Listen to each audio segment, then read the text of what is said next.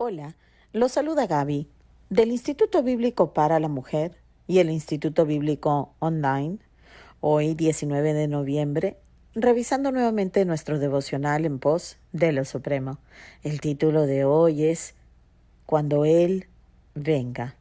Y la cita la encontramos en Juan capítulo 16, versículo 8, donde dice lo siguiente: y cuando Él venga, redarguirá al mundo de pecado. Oremos. Padre amado, te agradecemos de todo corazón que cuando Cristo murió, resucitó y ascendió, no nos dejaste huérfanos, porque enviaste a el otro consolador, igual al consolador que había estado con nosotros durante su ministerio terrenal por 33 años. Gracias, Señor, por tu Hijo, pero gracias también por tu Espíritu Santo. Gracias por su ministerio aquí en la tierra, mientras aguardamos el regreso de nuestro Rey. Te pedimos nos ayudes a ser sensibles a la guianza, a cómo nos va llevando en el camino tu Espíritu Santo. Todo esto te lo pedimos para la gloria de tu unigénito, nuestro Redentor, el Señor Jesucristo. Amén y amén.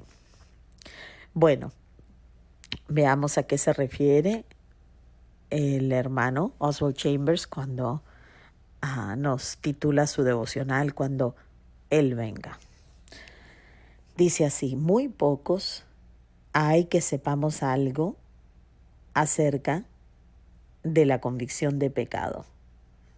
Conocemos la experiencia de sentirnos perturbados o fastidiados o avergonzados por haber hecho lo malo, pero la convicción de pecado por el Espíritu Santo va más allá, oscurece todas nuestras concepciones humanas y somos más bien conscientes solo de una relación, ¿verdad? Elimina todo lo que nos rodea y podemos reconocer, como lo hizo el rey David: contra ti solo he pecado. Cuando alguien se siente convicto de pecado en esta forma, es a la vez consciente del hecho incuestionable de que Dios no podía perdonarle. Si Dios le hubiese perdonado, implicaría que su sentido de la justicia sería mayor que el del mismo Dios. Y nos dice el hermano, efectivamente, Dios sí nos perdona, pero este perdón que Dios nos ofrece y garantiza costó que su corazón fuese partido por el dolor en la muerte de Cristo. Entonces, el gran milagro de la gracia divina es que Dios perdona el pecado, pero perdona el pecado a través de la muerte de Cristo. Es necesario, hermanos, que entendamos que lo que capacita a la naturaleza divina para perdonar y a la vez permanecer fiel a su propia justicia es el hecho que Dios perdona porque alguien pagó la deuda, alguien satisfizo la deuda que estaba pendiente del pecador. Es una superficialidad y un contrasentido, nos dice el hermano, decir que Dios nos perdona porque es amor. Yo sé que muchos de nosotros decimos esto sin darnos cuenta de lo equivocados que estamos. Dios no nos perdona porque Dios es amor, aunque Dios es amor. Dios nos perdona porque fue derramado en nuestro lugar sangre ajena. Porque como lo dice Levíticos, que la vida está en la sangre, ¿verdad? Y por eso que tuvo que haber un derramamiento de sangre, porque la deuda del pecado era la muerte. Por esto es que Dios puede, sin tocar su justicia perfecta, perdonar a un pecador que ha transgredido su ley. Aquel pecador que tiene como una condena de muerte por haber pecado, como dijo el Señor desde el capítulo Génesis 2, el versículo 17, a nuestro primer padre, ¿verdad? A la cabeza de la raza en el huerto del Edén. ¿Qué le dijo? Que si comía del árbol del conocimiento del bien y del mal, ciertamente moriría. Efectivamente queda registrado en Génesis capítulo 3 que eso ocurrió, sucedió tristemente, y así fue como entró la muerte no solo en la raza, sino aún en el planeta entero. Entonces, Dios perdona porque Él había provisto desde antes de la fundación del mundo un plan de redención. Redención por expiación.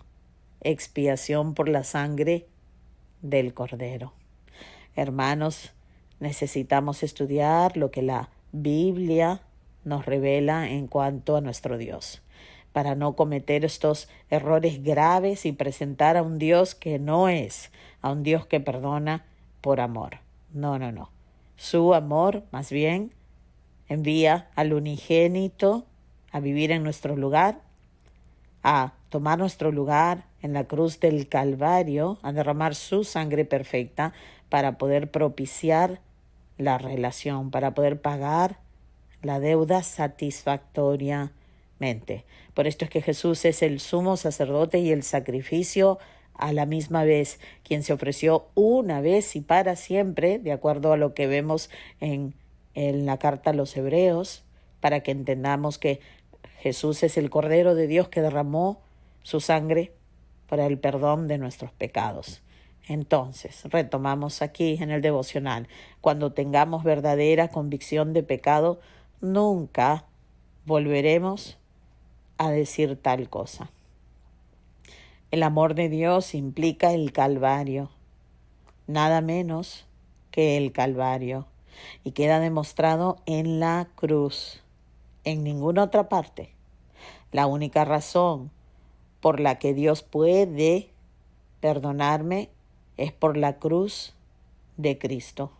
Ahí es donde su conciencia y su justicia quedan satisfechas. El perdón no significa simplemente que soy salvo del infierno y hecho apto para el cielo. Nadie aceptaría el perdón solo a este nivel. No, el perdón implica que por ese perdón he venido a ser hecho una nueva creación que me transporta y me identifica con Cristo Jesús. El milagro de la redención es que Dios me transforma y me transporta a mí, un impío, un pecador rebelde, un enemigo de Dios, al nivel de vida a Él mismo. Imagínense ese gran milagro y propósito de la redención de Dios, de traer a sí mismo, incluso por voluntad, cambiando nuestra naturaleza desde esclavo hasta siervo de Dios, ¿verdad? Y lo hace colocando en mí una nueva naturaleza. Como hemos hablado, la naturaleza de Cristo Jesús. Recordemos que Dios tuvo a bien el que nosotros podamos ser crucificados con Cristo, quien cargó nuestro pecado, para poder resucitar, para poder pagar la deuda y luego vencer la muerte a través de la resurrección. Dios tenía este plan diseñado, perfeccionado y cumplido y ejecutado desde antes de la fundación del mundo, en cartas como Efesios, como Colosenses, como la carta a los Romanos, incluso Gálatas. El apóstol Pablo presenta con tanta claridad el espectacular plan de redención diseñado por nuestro Dios creador, que termina siendo hasta nuestro Padre. ¡Qué impresionante! Cuánto le ruego a Dios que nos ayude a estudiar las Escrituras con un enfoque tan puesto en Cristo, para que podamos crecer en nuestro conocimiento correcto de cómo y por qué fue que Dios nos perdonó. Bueno, veamos qué nos toca mañana. El título es el perdón de Dios. Le deseo, como siempre, que el devocional esté tocando no solo su mente, pero su corazón y sus voluntad. La voluntad donde las decisiones y las batallas se tienen que ganar. Queremos caminar en la libertad para la cual el Hijo de Dios nos libertó. Bueno, tenemos que seguir sus pasos. Tenemos que abandonar nuestra individualidad, ¿verdad? Levantar nuestra cruz, es decir, este camino en obediencia al Señor, ¿verdad? Hasta que podamos vernos cara a cara con Él. No estamos solos. Aquellos que realmente hemos renacido, que hemos sido regenerados por el Espíritu de Dios, también tenemos la certeza de que Él mora en nosotros, pues el mismo Padre lo envió para que nosotros pudiéramos llamarlo Padre. Y asimismo testifica el Espíritu de Dios en nosotros que somos hijos de Dios, porque conocemos al Padre por medio de nuestro Señor Jesucristo. Bueno, con esto los dejo para que puedan meditar y profundizar en estas realidades y sean cambiados de gloria en gloria. Les deseo que pasen un lindo día y que Dios los bendiga.